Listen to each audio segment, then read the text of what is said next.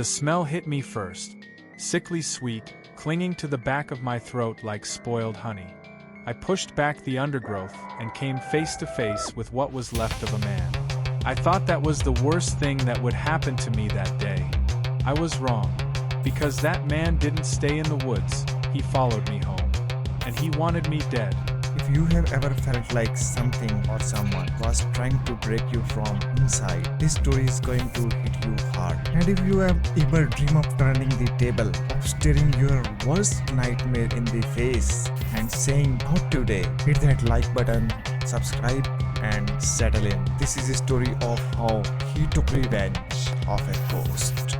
It was early autumn, the kind of afternoon where the air carries that crisp, dying leaf smell. I was hiking off the beaten path. Something I did often to clear my head.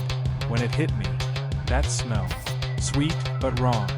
Like flowers left too long in stagnant water. Curiosity got the better of me. I pushed through a curtain of tangled branches, expecting maybe a dead animal, and froze. He was sprawled in a shallow ditch, clothes tattered, skin bloated and mottled black-green. Parts of him weren't where they should be.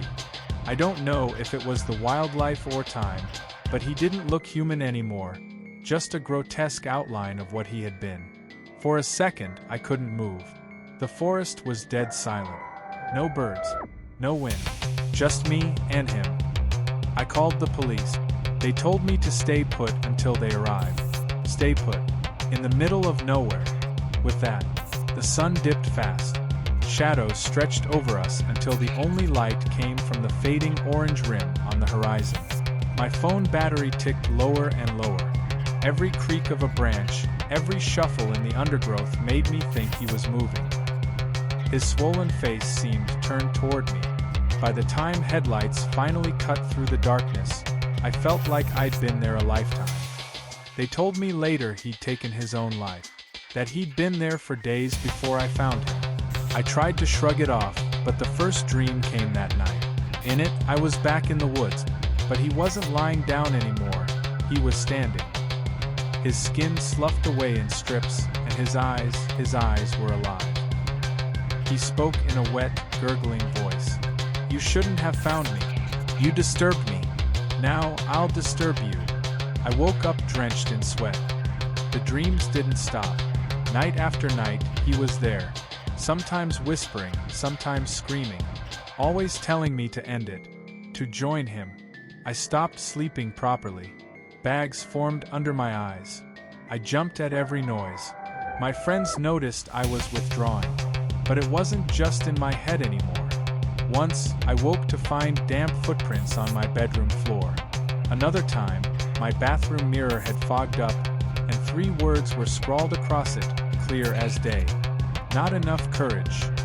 The final straw came 2 months in. I was walking home late when I smelled it, that same sickly sweetness from the woods. My legs locked, and then I saw him.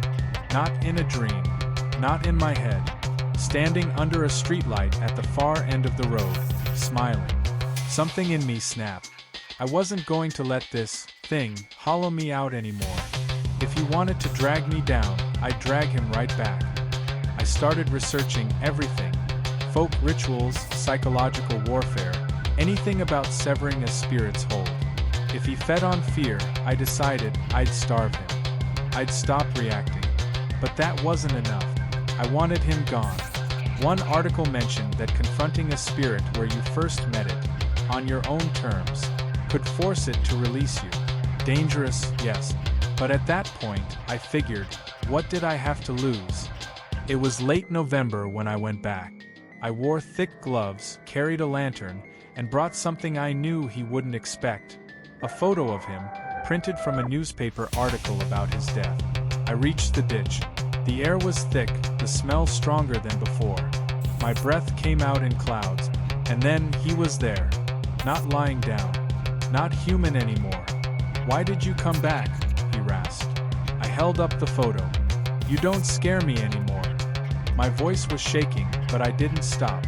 "You're not my nightmare. You're just a dead man in the dirt." He snarled. The trees around us seemed to bend inward. Shadows writhed.